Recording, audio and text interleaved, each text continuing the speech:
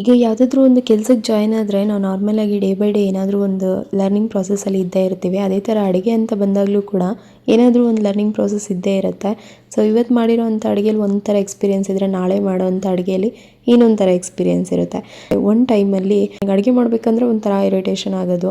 ಅಡುಗೆ ಮಾಡಿ ಅಂತಂದರೆ ಎಲ್ಲ ಕೆಲಸನೂ ನಾನು ಮಾಡ್ತೀನಿ, ದಯವಿಟ್ಟು ನನಗೆ ಅಡುಗೆ ಕೆಲಸ ಮಾತ್ರ ಹೇಳಬೇಡಿ ಅಂತ ಹೇಳ್ತಾ ಇದ್ದೆ ನಮ್ಮ ಮನೆಯಲ್ಲಿ. ಇನ್ನು ಅಡುಗೆ ಮಾಡೋದನ್ನು ಕಲಿಬೇಕಾದ್ರೆ ಕೆಲವೊಂದು ಮಿಸ್ಟೇಕ್ಸ್ ಅಂತೂ ಖಂಡಿತ ನಾನು ಮಾಡಿದ್ದೀನಿ. ಮೇ ಬಿ ಇದು ಎಲ್ಲರ ಲೈಫಲ್ಲೂ ಆಗಿರ್ಬೋದು ಅಂತ ಅನ್ಕೊತೀನಿ. ಯಾರು ಕಲಿತಾ ಇರ್ತಾರೆ ಅಡುಗೆನ ಅಂಥವ್ರ ಹತ್ರ ಕೂಡ ಇನ್ನೂ ಬೇಜಾನ್ ಎಕ್ಸ್ಪೀರಿಯೆನ್ಸಸ್ ಆಗಿರುತ್ತೆ. ನನಗೆ ಚೆನ್ನಾಗಿ ನೆನಪಿರೋವಂಥದ್ದು ಈ ರಾಗಿನ ತೊಗೊಂಡು ಬಂದ್ಬಿಟ್ಟು ಸಾಸಿವೆ ಅಂದಿರೋದಿದೆ, ಸಾಸಿವೆನ ರಾಗಿ ಅಂದಿರೋದಿದೆ, ರವೆ ಅಂತ ಬಂದಾಗ ಇಡ್ಲಿ ರವೆನ ತೊಗೊಂಡು ಬಂದಿರೋದು, ಸಕ್ಕರೆ ಅಂತ ಬಂದಾಗ ಉಪ್ಪನ್ನ ಎತ್ಕೊಂಡಿರೋದು, ಈ ಥರದ್ದೆಲ್ಲ ಕೆಲವೊಂದೆಲ್ಲನೂ ಮೂಮೆಂಟ್ಸ್ ಇದೆ ಅಡುಗೆ ಕಲಿಬೇಕಾದ್ರೆ.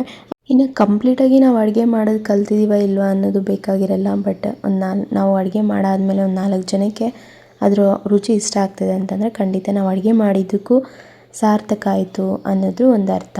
ಸೊ ಹಾಗೆಯೇ ಅಡುಗೆ ಮಾಡೋರ ಮನಸ್ಸು ಯಾವಾಗಲೂ ಶುದ್ಧವಾಗಿರಬೇಕು ಅಂತ ಹೇಳ್ತಾರೆ. ಏಕೆಂದರೆ ಒಂದು ದೇವ್ರ ಪೂಜೆ ಮಾಡಿದಷ್ಟು, ಒಂದು ಯಜ್ಞ ಮಾಡಿದಷ್ಟು ಪವಿತ್ರತೆ ಅಡುಗೆಗಿರತ್ತಂತೆ.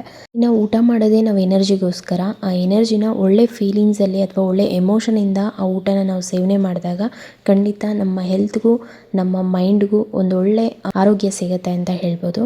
ಹಾಗೆಯೇ ಅಡುಗೆ ಮಾಡೋರ ಮನಸ್ಸು ಶುದ್ಧ ಇರಬೇಕು. ಹಾಗಿದ್ದರೆ ಮಾತ್ರ ಅಡುಗೆ ಮಾಡಿದವರ ಸಾರ್ಥಕತೆ ತಿನ್ನೋರಲ್ಲಿ ಕಾಣ್ಬೋದಂತೆ.